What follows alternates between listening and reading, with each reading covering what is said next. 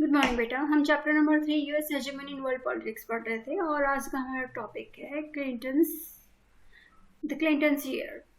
Clinton का कार्यकाल।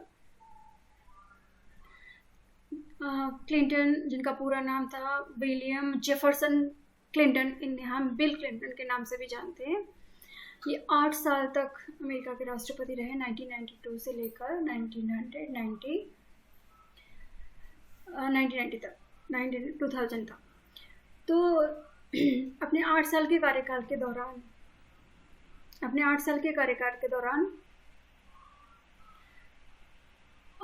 इनकी पॉलिसी क्या रही, इनकी फॉरेन पॉलिसी क्या रही, इनके कार्यकाल के दौरान अमेरिका ने कहीं किसी कंट्री में हस्तक्षेप किया है नहीं किया है, उस हम इस टॉपिक में पढ़ेंगे। Despite winning the first Gulf War, George H.W. Bush lost the U.S. presidential election of 1992 to William Jefferson Bill Clinton of the Democratic Party. 1992 में अमेरिका में इलेक्शन होते हैं और इस इलेक्शन में H.W. बुश हार जाते हैं। किससे हारते हैं? बिल क्लिंटन से हारते हैं, जो कि डेमोक्रेटिक पार्टी के कैंडिडेट हैं। फर्स्ट गल्फ वॉर के जीतने के बावजूद भी यहाँ H.W. बुश की हार हो जाती है और बिल क्लिंटन की जीत हो जाती है।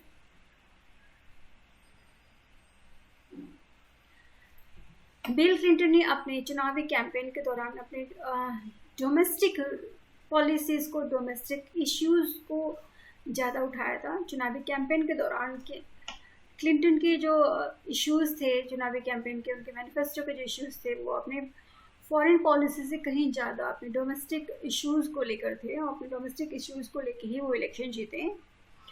Bill Clinton one again in 1996 and thus remained the president of the US for 8 years। 1992 के इलेक्शन के बाद वो 1996 का इलेक्शन भी जीत गए और 8 साल तक अमेरिका के राष्ट्रपति बने रहे। अमेरिका में राष्ट्रपति का कार्यकाल 4 साल का होता है, 4 वर्ष का होता है और एक व्यक्ति 2 बार तक राष्ट्रपति बन सकता है। During the Clinton's year, it often seemed that the US had withdrawn into its internal affairs and was not fully engaged in world politics। Clinton के कार्यकाल में हमें ये देखने को मिला है कि अमेरिका अपने होम पॉलिटिक्स में या अपने इंटरनल अफेयर्स में ही ज़्यादा बिजी था। वर्ल्ड पॉलिटिक्स पर उसका इंटरेस्ट बहुत कम दिखाई देने को मिला। In foreign policy, the Clinton government tended to focus on soft issues like democracy, promotion, climate change, and world trade rather than on the hard politics of military power and security। जिस तरह से Clinton के कार्यकाल में हमें ये देखने को मिला कि उनकी व्यस्तता अपने डोमेस्टिक प्रॉब्लम्स को लेकर, पॉलिटिक्स को लेकर, इश्यूज़ को लेकर ही ज़्यादा थी और इनका कार्यकाल या इनके विचार सॉफ्ट माने जाते हैं। सॉफ्ट इश्यूज़ पे इन्होंने ज़्यादा ध्यान दिया, जैसे डेमोक्रेसी प्रमोट करना, क्लाइमेट चेंज की तरफ ध्यान देना और वर्ल्ड ट्रेड की तरफ ध्यान देना। क्लिंटन का कम ही ध्यान रहा मिलिट्री पावर को लेकर, सिक्योरिटी को लेकर, मतलब उनका हार्ड पॉलिटिक्स की तरफ क्लिंटन का कम रुझान रहा। Nevertheless, the US on occasion did show its readiness to use military power even during the Clinton's years। फिर भी क्लिंटन के 8 साल के कार्यकाल के दौरान भी हमें कुछ एग्जाम्पल या कुछ इवेंट्स मिलते हैं जहाँ पर अमेरिका ने अपने पावर को इस्तेमाल किया है, पावर को दिखाया है, वर्ल्ड पॉलिटिक्स पर इंटरेस्ट लिया है। The most important episode occurred in 1999 in response to Yugoslavian action against the predominantly Albanian population in the provinces of Kosovo। 1999 में यूगोस्लाविया का एक प्रांत जिसका नाम कोसोवो है, वहाँ पर कुछ एक्टिविटीज़ होते हैं। कोसोवो प्रांत में अल्बानियाई कम्युनिटी के लोग ज़्यादा रहते हैं, उनकी पॉपुलेशन वहाँ पर ज़्यादा है और यूगोस्लाविया की जो गवर्नमेंट है अल्बानियाई पॉपुलेशन के एग्रेशन को ख़त्म करने के लिए, रोकने के लिए यहाँ फोर्स अप्लाई कर रही है।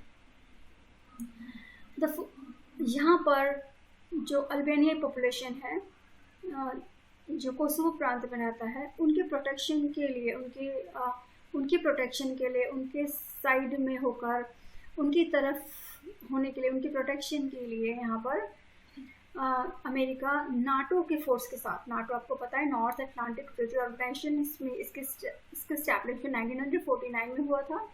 और जब इसकी इस्टेब्लिश हुआ था इसमें 12 देश थे, 12 कंट्रीज थे। NATO North Atlantic Treaty Organization ये कोल्ड वार के टाइम में बना हुआ एक मिलिट्री अलायंस था।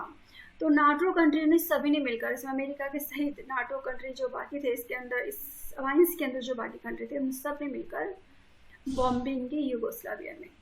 2 महीने तक ये बॉम्बिंग चलती रही। 2 महीने के बॉम्बिंग के बाद यूगोस्लाविया के लीडर स्लोबोदान मिलोशेविक की सत्ता को हटा दिया गया और कोसोवो को नाटो ने अपने अंडर ले लिया। तो ये हम क्लिंटन के कार्यकाल में अमेरिका ने अपना फोर्स, अपने पावर का जो इस्तेमाल किया उसका एग्जाम्पल है ये। Nevertheless, the US on occasion did show its readiness to use military power even during the Clinton's year. The most important episode occurred in 1999 in the response to Yugoslavian actions against the predominantly Albanian population in the provinces of Kosovo. The air forces of the NATO countries, led by the US, targeted around the Yugoslavia for well over 2 months, forcing the downfall of the government of Slobodan Milosevic and to stationing of a NATO force in Kosovo.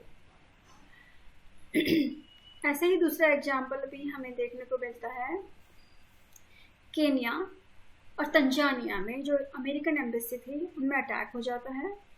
Attack करने वाले थे आतंकवादी संगठन al Qaeda. Al Qaeda द्वारा Tanzania और Kenya में जो अमेरिकी राजदूतावास थे, अमेरिकन एम्बेसीज थे, वहाँ पर अटैक होता है। और इस अटैक के बदले में इस अटैक का बदला लेने के लिए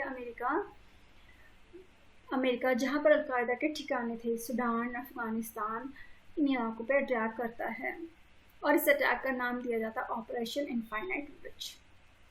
Another significant US military actions during the Clinton's year was in response to the bombing of the US embassies in Nairobi, Kenya and Dar es Salaam, Tanzania in 1999. 1999 में नैरोबी केन्या और दार S सलाम Tanzania में जो अमेरिकी राजदूतावास थे, अमेरिकी embassies थे, उनमें अटैक होता है। यह अटैक अलकायदा नाम के आतंकवादी संगठन द्वारा किया जाता है और इसका बदला लेने के लिए अमेरिका तैयार हो जाता है। This bombing were attributed to Al-Qaeda, a terrorist organization strongly influenced by extremist Islamic ideas. Within a few days of this bombing, President Clinton ordered Operation Infinite Reach. तो अलकायदा आतंकवादी संगठन के बारे में आपको पता ही है। ये जो 9/11 का अटैक हुआ था अमेरिका में, ये भी अलकायदा आतंकवादी संगठन द्वारा ही कराया गया था। A series of cruise missiles strikes on Al-Qaeda terrorist targeted in Sudan and Afghanistan. American embassy में हुए आतंकवादी हमले का बदला लेने के लिए अमेरिका ने अलकायदा के जो ठिकाने थे, सूडान, अफगानिस्तान में जो अलकायदा के ठिकाने थे, वहाँ पर लगातार बॉम्बिंग करी। Though US did not bother about the UN sanctions or provisions of the international law in this regard. इस अटैक के लिए सूडान और अफगानिस्तान में टेररिस्ट के अगेंस्ट जो अटैक किया था, इस अटैक के लिए अमेरिका ने यूएन से कोई परमिशन नहीं ली और इंटरनेशनल लॉ इनका भी कोई ध्यान नहीं रखा गया। It was alleged that some of the targeted were civilian facilities unconnected to terrorism. In retrospect, this was merely the beginning. यह आरोप लगा कि इस घटना में जब अमेरिका आतंकवादी ठिकानों सूडान और अफगानिस्तान में अलकायदा के आतंकवादी ठिकानों का अटैक कर रहा था, उस समय बहुत से सिविलियन भी इस अटैक के अंदर आ गए और बहुत से सिविलियन मारे गए जिनका आतंकवाद से कोई लेना देना नहीं था।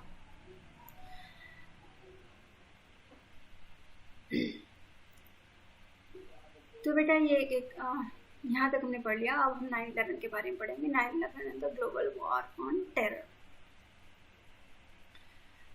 9/11 11 सितंबर 2001 में 11 सितंबर 2001 को अमेरिका में 4 प्लेन हाईजैक होते हैं और इन 4 प्लेनों में से 2 वर्ल्ड ट्रेड सेंटर के 2 टावर से टकराए जाते हैं और एक प्लेन जाता है इनके पेंटागन से एक प्लेन पेंटागन से टकराता जो कि इनका रक्षा मंत्रालय था और एक प्लेन जाके खेत पे गिर जाता है। तो अमेरिकन इतिहास में ये सबसे बड़ा आतंकवादी घटना थी और इस आतंकवादी घटना को पूरी दुनिया 9/11 के नाम से जानते हैं।